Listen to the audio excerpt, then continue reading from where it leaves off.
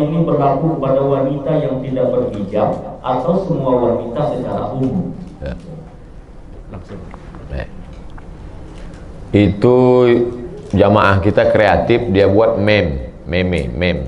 Dibuatnya gambar saya, di samping itu kata-kata. Ada perempuan yang ketika tidur tapi dosanya mengalir pada dia. Dia sedang makan tapi dosanya mengalir pada dia. Apa salah dia? Karena dia sudah memperlihatkan dirinya dilihat orang lain. Maksudnya, memang betul itu ceramah saya. Dari mana Ustaz ambil? Dari hadis. Man sanna fil islami sunnatan hasanatan, siapa yang membuat tradisi yang baik, falahu ajruha, dia dapat pahalanya, wa ajru man amila biha, orang lain yang melakukannya. Bapak yang membuat tradisi silaturahim seperti ini dilanjutkan oleh anak cucu, kita sudah tidak ada, maka mengalir karena tradisi yang baik. Begitu juga sebaliknya, man sanna fil islami sunnatan sayyi'atan, siapa yang membuat sesuatu yang tidak baik, falahu wizruha, dia dapat dosanya, wa wizru man amila biha min ba'dih, setelah dia mati, jangankan ketika hidup, sudah mati pun tetap mengalir. Nah, gambar apa yang dimaksud? Gambar memancing aurat, hawa nafsu, mempertunjukkan yang tak layak. Adapun gambar ibu beramai-ramai, menutup aurat, pakaiannya longgar, tidak sempit, tidak menampakkan auratnya, menjaga, tidak dengan pose-pose yang memancing, lalu kemudian dilihat orang banyak, maka tidak ada yang terpancing, tidak ada yang membangkitkan hawa nafsu, ya nggak apa-apa. Makanya kalau mau posting gambar ramai-ramai, beramai-ramai. Kalau bisa ramai sampai kecil sebesar beras. Agak kelihatan. Alhamdulillah kami diberikan Allah kesempatan untuk ikut maulid bersama kemarin dengan istri Habib Umar bin Hafiz. Oh, nggak boleh foto Pak Ustadz di luar. Itu nggak apa-apa. Tapi kalau pose dia sendiri, jilbabnya pula sampai ke leher, bajunya pula sempit. Dia pakai baju sempit, orang yang menengok yang sesak napas. Nauzubillah. Nah, ini diposting, nah, ini dosa jariah. Jadi yang sudah sempat kami posting yang dulu Pak Ustadz, coba posting sekali lagi. Buat di postingan itu, saudaraku yang pernah men-save fotoku dulu, tolong kalian delete, karena aku sudah taubat minta ampun sama Allah. Kalau kalian tetap juga megang, dosanya ku transfer ke kalian. Mudah-mudahan mereka bertaubat. Wallahu a'lam bishawab.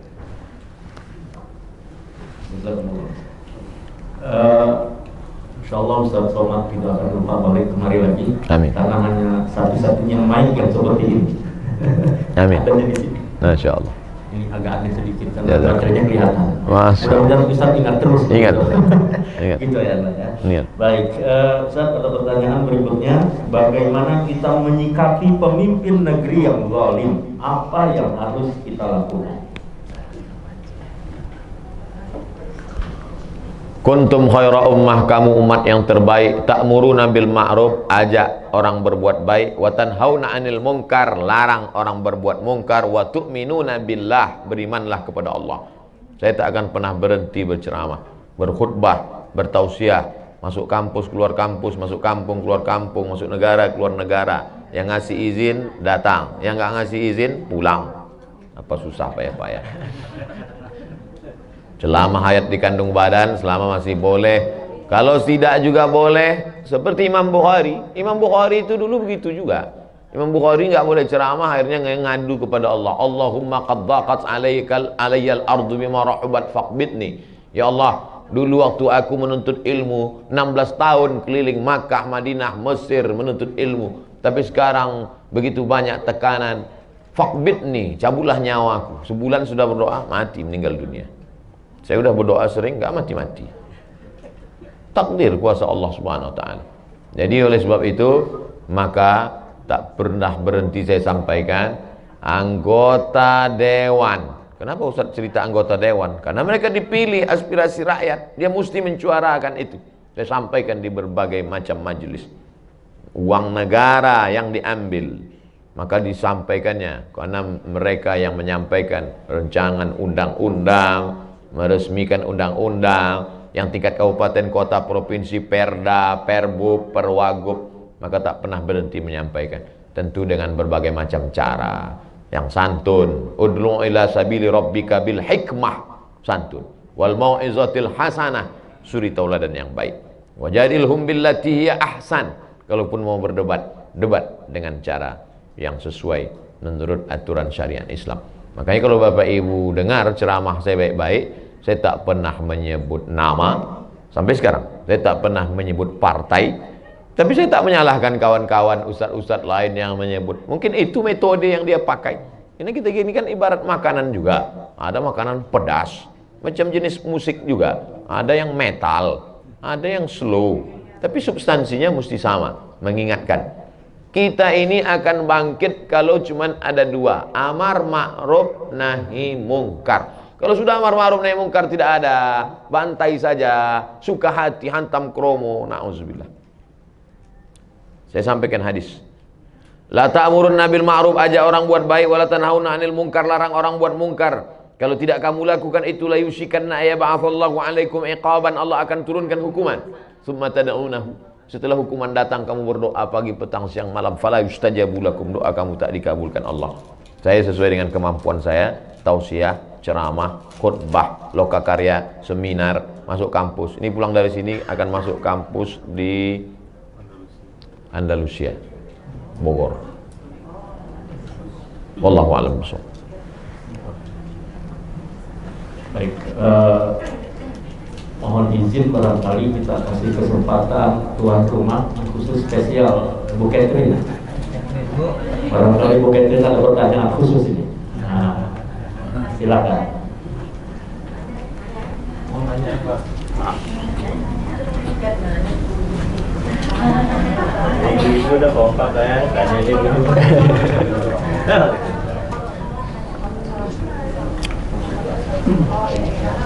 Kamu pikirkan sama kakaknya.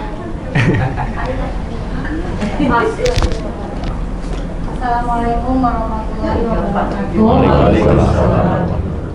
Ustadz, kalau nggak salah saya pernah nonton ceramah Ustadz di YouTube. Tapi saya juga lupa ingat takut saya salah mengenai sholat yang dikodok, Ustadz. Misalnya kita lalu-lalu nih sholatnya jarang-jarang, sekarang baru mulai rajin. Nah itu kalau nggak salah Ustadz pernah bilang kalau sekali sholat tambah lagi sholatnya gitu. Jadi misalnya zuhurnya 2 kali gitu. Benar nggak sih Ustadz, apa saya salah ya? Itu aja. Terima kasih Ustadz. Assalamualaikum. Waalaikumsalam warahmatullahi wabarakatuh.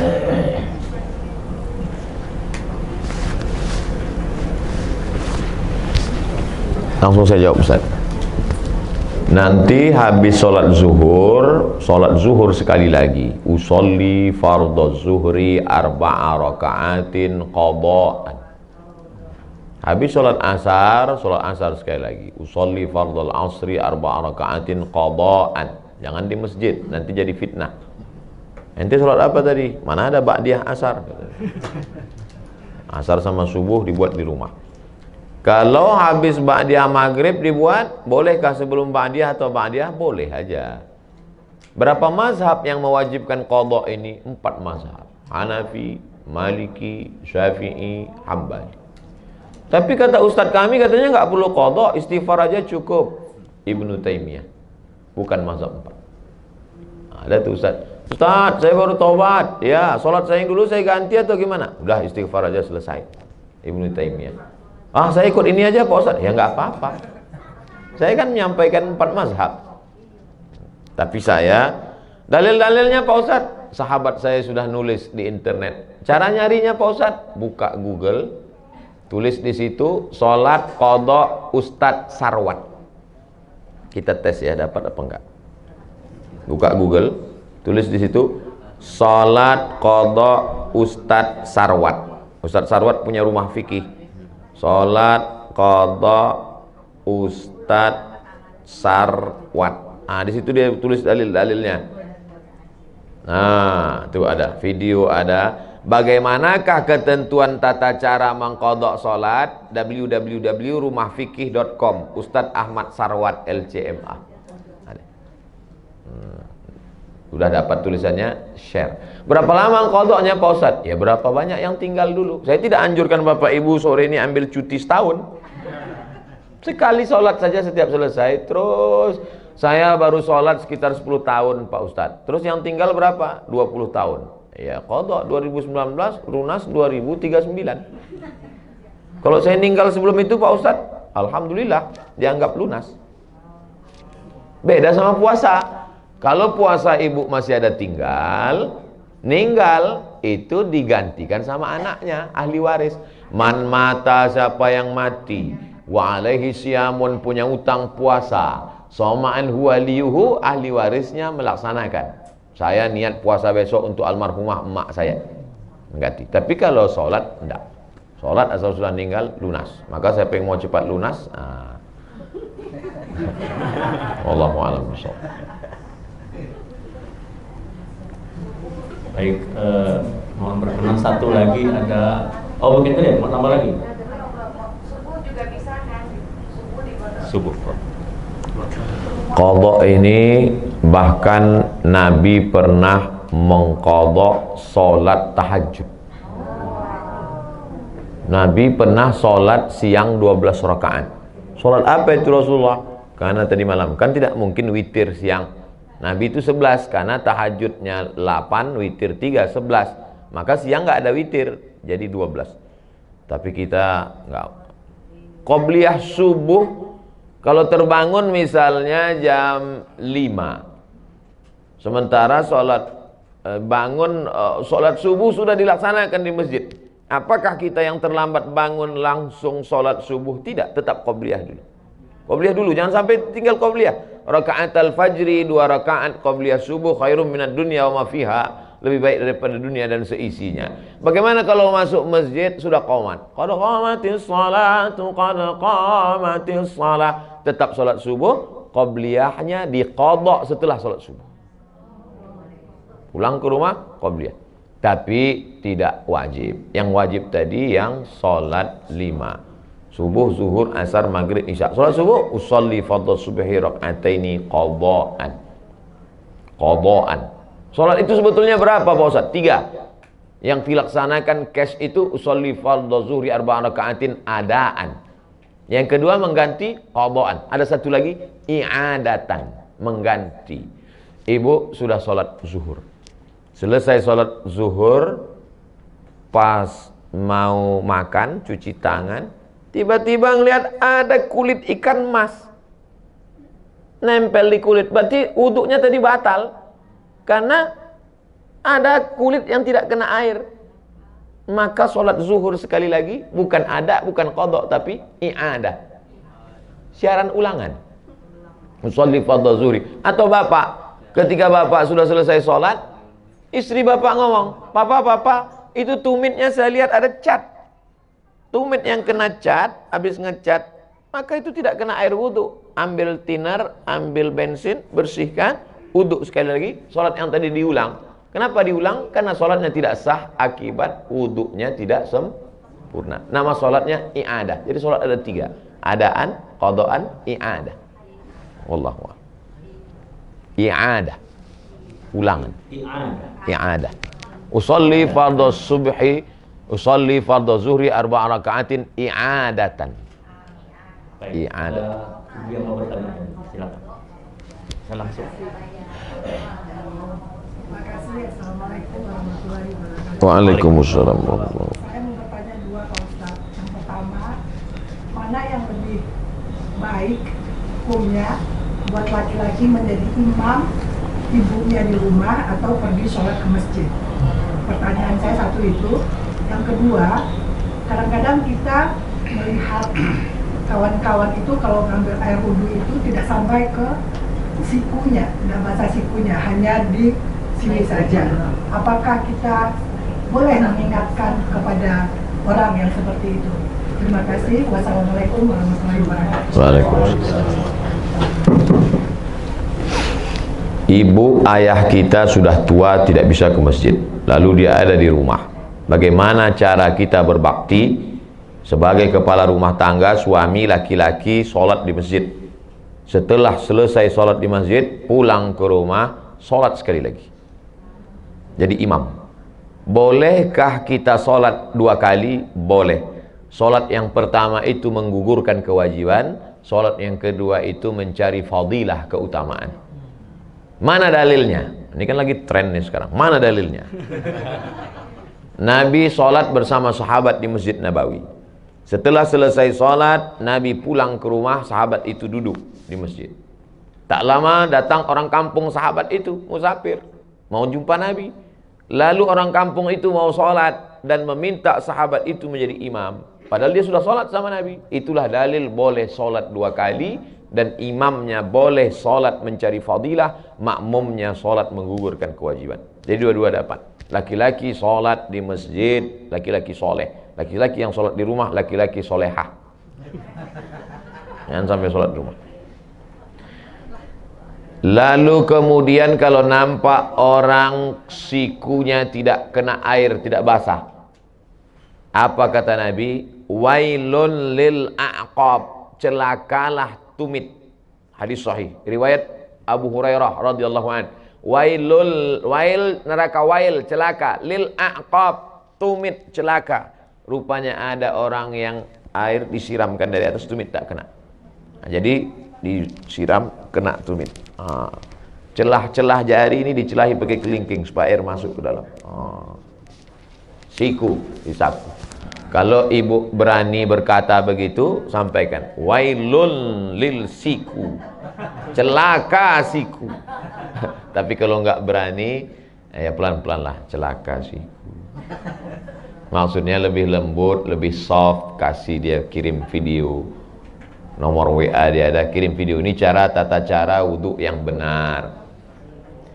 Hasan Husain cucu Nabi melihat ada orang tua wudhunya nggak benar, tapi cara ngasih taunya gimana? Husain nanya Hasan, Hasan gimana wudhu? Hasan pun wudhu di depan Husain. Orang tua ini ngelihat, pas dia ngelihat baru dia sadar, oh rupanya saya salah tadi. Begitu akhlak Hasan dan Husain. Bukan dia tunjuk. Sekarang kan banyak nih anak-anak muda baru ngaji, diceramahi pula lagi, assalamualaikum. Tentu orang itu tersinggung. Mungkin niatnya baik, tapi caranya tidak santun. Nah, jadi ibu wajib mengingatkan dia. Bayangkan, sholatnya nggak sah seumur hidup. Nggak sah sholatnya, gara-gara wudhu tak sampai ke siku. Sampai dalam Quran itu disebut, wa aidiyakum ilal marafiq, tangan kamu sampai siku. Wah, itu sejelas itu dalam Quran. Wallahu a'lam. Baik, mungkin ini pertanyaan terakhir ya. Ada pertanyaan Ustaz, bagaimana ciri-ciri Allah terima taubat seorang pendosa? Apakah semua dosa-dosanya akan diampuni jika ia bertaubat? Dalam tafsir Al-Kabir, tafsir paling besar, panjangnya semeter, nama penulisnya Imam Fakhruddin Ar-Razi, mazhabnya Syafi'i, meninggal 606, 100 tahun setelah Imam Ghazali. Ghazali 505, Razi 606. Saya ingat itu aja karena mirip-mirip. Allah tidak beritahu siapa yang dapat haji mabrur. Allah tidak beritahu siapa yang dapat taubat nasuha. Allah tidak beritahu siapa yang dapat sholat wusta. Allah tidak beritahu siapa yang dapat malam Lailatul Qadar. Tengok dalam tafsir surah Al-Qadar, juz 30. Kenapa Allah tidak kasih tahu? Bayangkan kalau udah tahu. Mungkin pengajian nggak ada lagi. Pak, Bapak nggak ngaji? Udah dapat kemarin. Allah tidak kasih tahu itu. Tapi tanda-tanda indikasinya ada. Apa tandanya? Katanya Pak Ustadz kalau haji mabrur itu wajahnya putih. Pulang dari Makkah paling putih. Nggak pernah ke masjid. Tidur di hotel. Ini bukan tanda. Tanda itu, itu dia kata kuncinya. Keyword, ke kunci, word kata kunci. Ada perubahan. Dulu Pak Ustadz sebelum dia ngaji pelit. Setelah ngaji nih Masya Allah. Dulu sebelum ngaji sedekah 2.000. Sekarang 2.500. Ada perubahan. Dulu Pak Ustadz tuh sebelum ngaji, Masya Allah, kasar ngomongnya. Sekarang udah mulai santun. Taubat nasuha diterima. Dulu sebelum malam Ramadan Lailatul Qadar, orangnya itu Pak Ustadz gak pernah ke masjid. Ada perubahan. Nah, inilah cirinya. Apakah diampunkan Allah semua dosa-dosanya? Mantaba, siapa yang taubat, wa amana, imannya ikhlas, wa amila amalan salihah, beramal soleh. Kalau 3 ini cukup syarat. Ulaika mereka itu yubaddilullahu sayyiatihim hasanat. Semua dosa-dosanya dulu diganti Allah dengan hasanat, kebaikan-kebaikan. Bukan cuma dihapus Allah. Coba lihat bunyi kalimatnya. Yubaddilullahu sayyiatihim hasanat. Diganti Allah semua dosanya menjadi hasanat, kebaikan-kebaikan. Mudah-mudahan kita termasuk yang jenis itu insyaallah. Syaratnya 3. Taba wa amana wa amila amalan salihah. Kita sudah bertobat, kita sudah beriman, tinggal lagi mengisi dengan amal saleh. Wallahu a'lam bishawab.